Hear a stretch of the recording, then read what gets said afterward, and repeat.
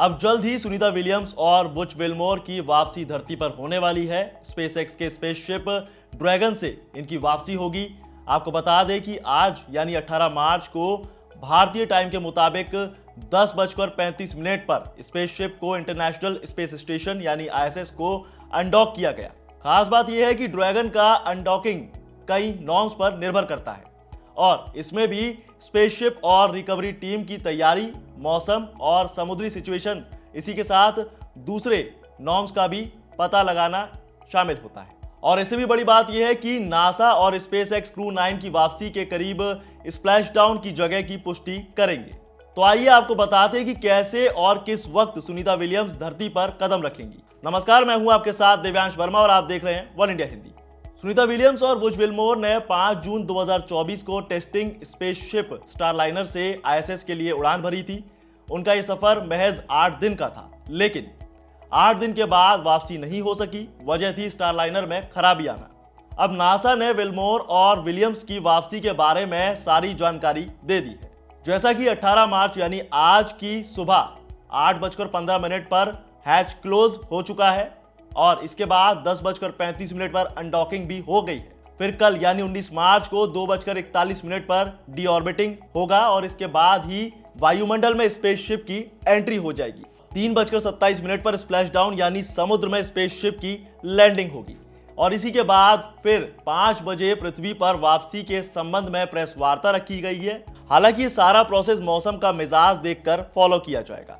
आपको बता दें कि सुनीता विलियम्स अंतरिक्ष यात्रियों में एक लौती ऐसी अंतरिक्ष यात्री हैं जिन्होंने सबसे ज्यादा दिन बिताने का एक रिकॉर्ड अपने नाम कर लिया, वो भी एक महिला होने के नाते। वो तीसरी ऐसी महिला है जो सबसे ज्यादा स्पेस में टाइम बिताकर वापस लौट रही है।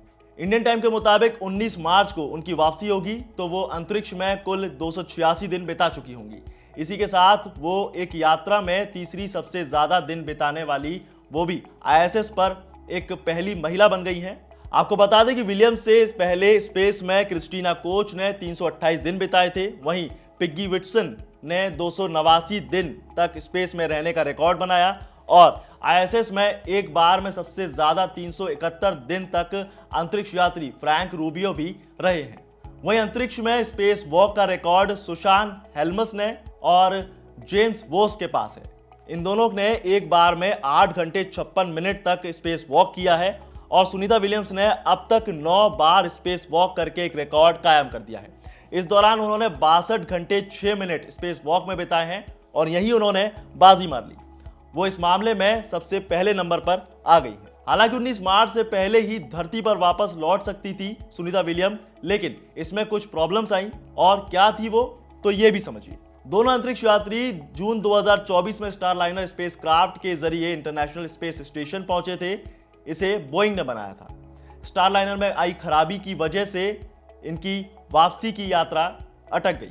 उड़ान के दौरान जब ये स्पेसशिप आईएसएस के करीब पहुंचा तो उसमें कुछ समस्याएं पैदा होने लगी। स्टारलाइनर के 5 थ्रस्ट बंद हो गए और अंतरिक्ष में वैक्यूम होता है। ऐसे में थ्रस्ट यान को दिशा देने का काम करता है, जो कि खराब हो गया।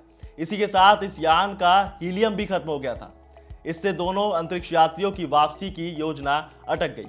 स्पेसशिप में खराबी का यह सिलसिला यूं ही नहीं रुका। अगले कुछ महीनों में स्पेसशिप की तकनीकी खामियां बढ़ती चली गई, लेकिन यह पहली बार नहीं था जब बोइंग स्टारलाइनर में किसी तरह की कोई दिक्कत सामने आई थी। इसकी पहली मानव रहित उड़ान दिसंबर 2019 में स्पेस स्टेशन की ओर की गई थी, लेकिन सॉफ्टवेयर में गड़बड़ी की वजह से स्टारलाइनर वहां तक नहीं पहुंच पाया था। नासा ने उस वक्त कहा था कि ऑटोमेशन और टाइमर्स में सामंजस्य ना होने की वजह से स्टारलाइनर को रास्ते से ही वापस आना पड़ा। इसके बाद 2002 में भी उड़ान के दौरान यान में कुछ थ्रस्टर्स खराब हो गए थे, जिसकी वजह से वापसी एक बार फिर अटकी थी। और आपको यह भी बता दें कि सुनीता विलियम्स की वापसी पहली उड़ान में भी अटकी थी। देखिए, सुनीता विलियम्स के साथ ये पहला मौका नहीं है जब उनकी अंतरिक्ष से वापसी अटकी हो। उनकी पहली यात्रा में भी वो टाइम और तय डेट के मुताबिक वापस नहीं लौट पाई थी और तब भी उन्हें 6 महीने से ज्यादा का वक्त आईएसएस पर बिताना पड़ा था। उस समय नासा अटलांटिस नाम के अंतरिक्ष यान का इस्तेमाल करता था। कैनेडी स्पेस सेंटर से उड़ान भरने के बाद इसके बाहरी सुरक्षा कवच में दरार आ गई और इसके बाद अंतरिक्ष केंद्र के कंप्यूटरों में भी खराबी आ गई। इसी के साथ सोलर पैनल भी बिगड़ गए थे और तमाम दिक्कतों की वजह से इन्हें दुरुस्त करने में काफी टाइम लग गया, जिसकी वजह से सुनीता विलियम्स की वापसी अटक गई थी। इसी यात्रा के दौरान उन्होंने किसी महिला द्वारा अब तक सबसे ज्यादा समय तक किया गया स्पेस वॉक का एक रिकॉर्ड भी अपने नाम कर लिया है। इस दौरान वो 4 बार स्पेस वॉक पर गई थी। इससे पहले रिकॉर्ड अंतरिक्ष यात्री कैथरीन थ्रस्टन के नाम था। उन्होंने 21 घंटे से ज्यादा समय तक स्पेस वॉक का रिकॉर्ड बनाया है। चलिए अब आपको यह भी बता दें कि नासा ने क्यों लिया वापसी में देरी का फैसला। तो सॉफ्टवेयर में तकनीकी गड़बड़ियों की वजह से मिशन में की हुई देरी और इस स्पेसक्राफ्ट में लॉन्च के दौरान समस्याएं आ रही थी, जिस वजह से नासा ने यह बड़ा फैसला लिया।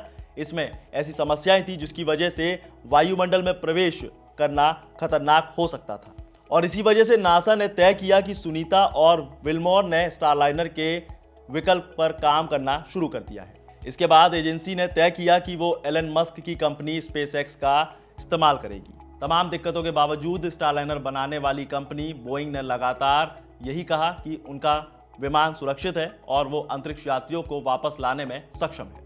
खैर, फिलहाल ये देखने वाली बात होगी कि सुनीता विलियम्स की वापसी कितने और घंटों में सुरक्षित हो जाती है। फिलहाल के लिए इस खबर में बस इतना ही। ज्यादा और ताजा जानकारी के लिए बने रहिए वन इंडिया हिंदी के साथ और वीडियो को लाइक शेयर और कमेंट करना ना भूलें।